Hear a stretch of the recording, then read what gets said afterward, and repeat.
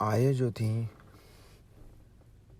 वो एक हिंदू मज़हब से बिलोंग करती थी, क्योंकि आया जो है वो लैनी के काफ़ी करीब थी। तो लैनी को जो है वो बहुत सारी मालूमात मिलती थी आया के थ्रू। लैनी को आया के थ्रू ये पता चला कि मिडिल क्लास लोग कैसे होते हैं, उनके क्या तौर तरीके होते हैं, वो अपनी लाइफ को किस तरीके से गुज़र करते हैं। ऐसे ही वर्किंग क्लास के बारे में पता चला कि जो लोग काम करते हैं, जहाँ पे लोग काम करते हैं लोगों के घरों में, और तरह तरह की इन्फॉर्मेशन लेनी को पता चलती थी आया के थ्रू।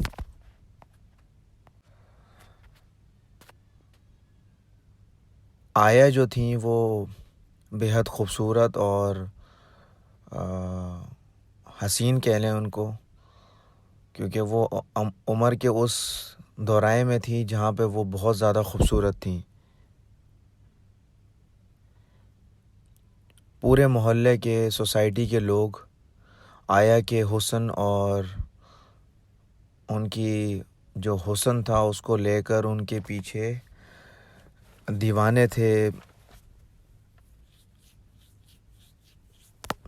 लैंडलॉर्ड से लेके घरों के सर्वेंट, गार्डनर, प्लम्बर्स, गार्ड्स और भी काफ़ी लोग आया के पीछे दीवाने थे। इन्हीं सारे लोगों के बीच में, इन्हीं सारे लोगों के अंदर एक ऐसा बंदा भी था जिनका नाम इस नावल से मुंसलिक है, the ice candy man. Ice candy man जो थे वो आया के स्टूडेंट थे। जो भी सारे लोग आया के हुस्न के पीछे दीवाने थे,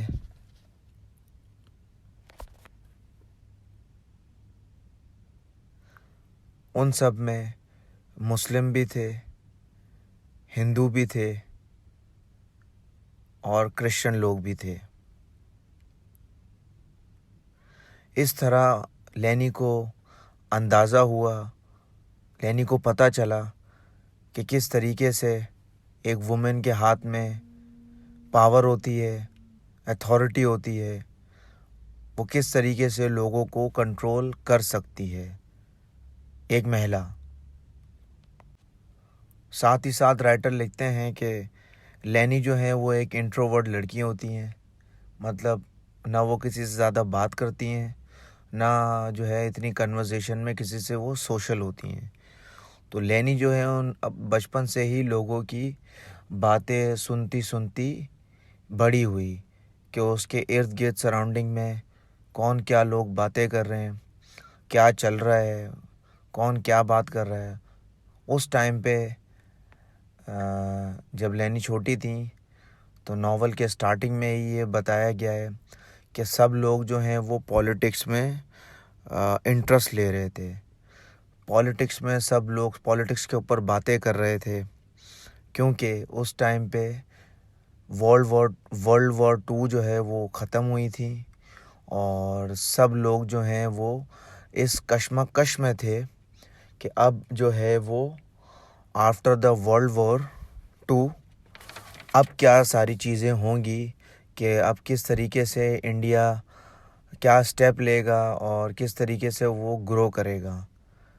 उसी टाइम पे लोग जो हैं वो मोहम्मद अली जिन्ना और गांधी जी के पर्सपेक्टिव को लेकर बातें कर रहे थे कि अब ये दो लीडर्स जो हैं वो अपने आज़ादी के लिए क्या करेंगे और किस तरीके से ये अपनी स्ट्रेटजीज़ बनाएंगे।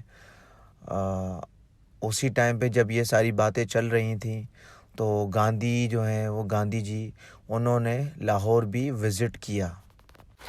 जब गांधी जी ने लाहौर विज़िट किया तो लेनी को चांस मिला, क्योंकि लेनी आपको पता है एक अपर क्लास फैमिली से बिलोंग करती थी, तो उनको मौका मिला गांधी जी से मिलने का। लेनी जो है वो फिर जब वो गांधी जी से मिली तो उनका इंटरेस्ट और पॉलिटिक्स में बढ़ता गया,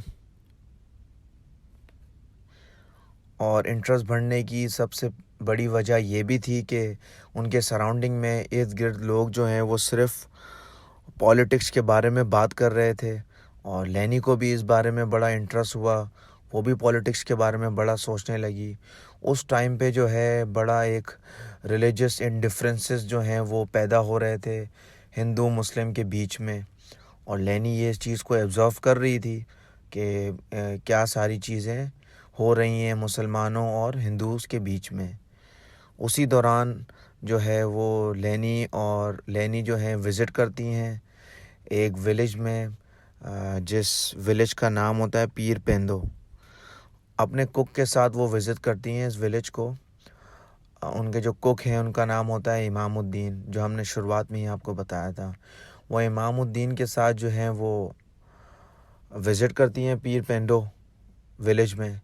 वहाँ वो देखती हैं कि क्योंकि लेनी को ये बात का पता होता है कि मुस्लिम और जो सिख होते हैं वो आपस में एक दूसरे के मज़हब के बारे में बड़ा ख़याल करते हैं, और दोनों आपस में बड़े अच्छे तरीके से रहते हैं, और एक दूसरे के रिलीजन का भी बड़ा एहतराम और रिस्पेक्ट करते हैं।